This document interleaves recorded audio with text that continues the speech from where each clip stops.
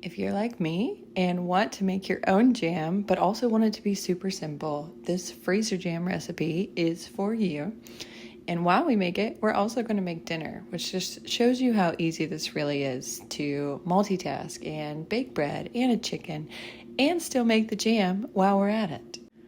I feel like we can so easily get caught up in food preservation being difficult that we have to be pros at it and we have to have all the equipment and all the things, but I still don't have a canner. I don't have a way to water bath can or pressure can at the moment, mainly because I am such a dedicated thrift shopper and I am determined to find one, discounted or thrifted rather than buying it brand new. But I completely forgot about freezer jam, and this just opened a whole new possibility for me, and it reminded me that you can still do stuff even without buying all the fancy things and feeling like your kitchen has to be fully stocked with all of the things in order to start working on being more self-sufficient and learning these tasks of things that, our grandparents likely knew how to do. And for some of us, our parents might make jam or preserve a lot of food, but I feel like my parents really pulled away from that quite a bit because they kind of grew up in that age of convenience where, grocery stores came into play and canned food was on the shelves and you could just buy jam wherever you wanted, whenever you wanted. So why in the world would we ever make it? But the more that we've kind of fallen into that and we've leaned into that convenience, and I'm talking about myself, it's all of us. We have gotten so comfortable with convenience that we've lost our skills. I think, if suddenly the grocery stores weren't there tomorrow and if we didn't have the internet, would you have the skills in place to preserve food for your family, to have a way to, have food on the shelves and have food in your pantry that can last, or in your freezer in this situation that will last some time and give you more shelf life? And, those situations might never come. We might always have grocery stores, but the more those grocery stores, they lean more and more into food that's just, it's so bad for us. When you really read the labels and you read the ingredients and the jams that are in a lot of the stores, they're not even jam, it's just a bunch of weird stuff thrown in there. And I just want to go back to, not only knowing how to do it myself, but to being able to put, just real stuff in them. Now, for those of you that want the recipe, this isn't my original recipe. This is basically off the Sure Jell box, I think is kind of where this recipe got pulled. I didn't use Sure Jell Pectin in my recipe. I used pectin that I have, that I bought from the Amish Country. But if you take the gram measurements, which is what I did off the Sure Jell box, I just made that comparable with the pectin that I use from the Amish Country. And you can do that, as far as I know, with any pectin that you have that is compatible with Sure Jell, you could just measure out. So I'll have in the description below the exact measurements I used for everything, including the grams for the pectin. So this was just Amish Country fruit pectin that I had bought in bulk, which you save a lot of money by doing that. So I highly recommend it. If you buy the Sure Jell boxes from the store, it can get a little bit pricey, I feel like, to make your own jam. One box, you're kind of only making one batch. So just if it's something you want to do for, a lot of times, it's always better to buy in bulk and to buy from, a better source. That's just my 2 cents. So anytime you do get the opportunity to buy from, a great spot like that, I highly recommend just stocking up on something like pectin. Now, like I said before, the best part of this recipe is once you figure out how to do it, it is so simple. And then you can repeat it a million times, and it is dangerously repeatable. Since making the strawberry jam, I have also made a raspberry strawberry combo jam. I've made raspberry jam by itself And I made a mango strawberry jam.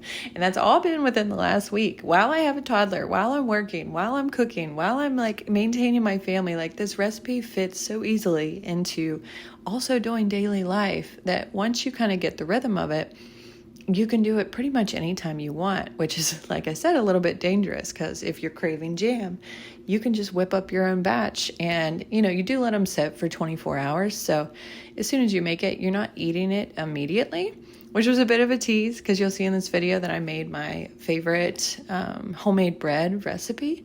I'll link that in the details below also. It's not my original recipe. It's from a blogger that I really enjoy her recipes. And this bread is the easiest way to make just sandwich bread on the go throughout the week. I make it quite frequently for my family, and it is just so good. And since making this video, we have tried all of the jams that I mentioned above on the bread, and they have all been absolutely killer recipes. And like I said, it's just, once you learn the skill of how do you make a basic freezer jam, then you just turn it into what kind of freezer jam do you want to make. If you don't want strawberry, then do raspberry. If you don't want raspberry, do mango. If you don't, like what's in season, what looks amazing at the store, what do you need to preserve that you have an excess of. Now, if you've watched a few of my previous videos lately, then you know that we are expecting another baby. So a lot of my cooking right now is really focused on just having things in the freezer and having things already prepared, because postpartum, you really need to rest.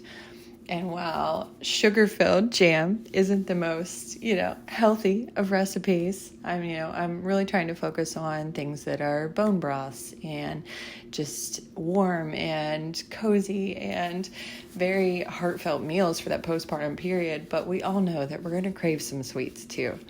So it's nice to know that I'm going to have an entire variety of jam in the freezer going into that period, and we'll be able to just pull it out of the freezer when we want to use it, and we don't have to think about going to the store to buy it. So being able to make things like this on your own, it really frees up a lot of your time, and in my situation, it frees up a lot of space in my mind. Throughout, pregnancy, I like to prepare in advance, especially during second trimester. If you are in first trimester of your pregnancy, do not put pressure on yourself right now at any point in first trimester, because really all you should do is rest and survive. And that's the biggest priorities for first trimester. But second trimester, if you've never been there before, you really get your energy back. You really get that boost, and it's just a natural return of energy to where you feel like you can do tasks again and you want to do things. And I like to focus that energy, the energy that I have left. Like I said, I do work full time, have a toddler, and we cook and we do all the things. But the energy that still is there, I try to think of how can we plan ahead? How can we do things? Oh, that's the bread that I'm talking about. You roll it like that before putting it in the pan, and then you let it sit like that for another 30 minutes. I'm going to post her whole recipe. Her recipe is phenomenal, and if you follow it, that's one of those recipes that once you do it once, you're going to want to do it a million times, and it gets easier every time you do it. The only thing I change about her entire recipe is that she says to bake it for 30 minutes, and I find with my oven, the bread cooks a little bit better if I cook it 31 or 32 minutes, which sounds absurd to just do an extra minute or two. But it honestly has made a difference just to make sure the very, very inner part of my bread got fully cooked. So if you make her recipe and the very center of your bread just doesn't quite finish, just add a little bit of time to it. And I found that other than that, her recipe is phenomenal. So I highly recommend checking it out. Like I said, it's just one of those, that's kind of the process that I'm building with this YouTube channel, is how do we find recipes that are manageable and that are using real ingredients that we can implement into a normal weekly schedule so that we can still, survive having toddlers. And, soon for us, we're going to have a newborn infant, go through all those stages. And I don't want to forfeit good food in that period of chaos. So I like to slowly build this set of recipes that is super manageable and that we can keep falling back on. Once I found that bread recipe, that's the recipe that went in my recipe book that stays next to the oven. Now, if I'm feeling super adventurous, I can always try other ones, but you need ones that throughout the week you can just fall back on. You don't need to go searching for new recipes. You don't need to spend your energy, trying things when you just don't have the time for it. There's a time and a place for that. I am all for trying new recipes, but you need your standard ones that you can fall back on. I know that it has helped me tremendously to have this so that throughout the week I have my staple recipes that I'm able to make, and each time I make them, they get easier. I've talked in one of my previous videos about the bagels, the sourdough bagels that I make. And this most recent batch, it was probably the 10th time I've made them. And they turned out better than the first 9 times, and it's easier for me every time. And that'll likely be my next video. So for those of you who haven't subscribed, if you like this kind of content, the full recipe for the sourdough bagels that I really enjoy is probably going to go up on my next one, because like I said, I just can't get enough of them. And they're part of that normal weekly routine that I've really started to implement so that my weeks get easier rather than harder as our family grows.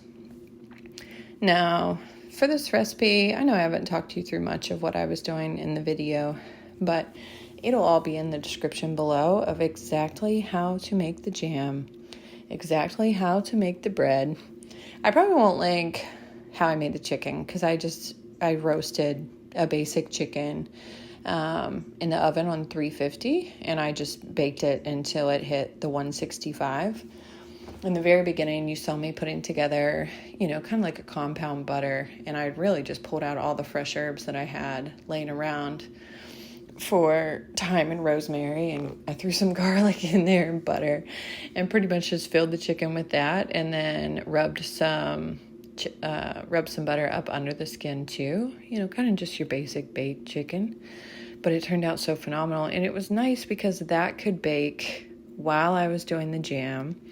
And the bread, I'll have that recipe posted. It has multiple waiting periods. Like you make the dough first, and then you wait an hour, and then you roll it the way that I rolled it and put it in the pan, and then you wait 30 minutes, and then you bake it. And in my situation, it takes exactly 31 minutes. So once you kind of start to get that routine, you know exactly when you need to start your dough. You know when it's going to be pulling out of the oven. So the whole point of this, guys, is that the goal is to make lives easier. Now we know how to make jam, and we know how to make bread, and we can do it all while we make dinner. And the goal is that, for us, as our family grows, I want this to be more and more simple.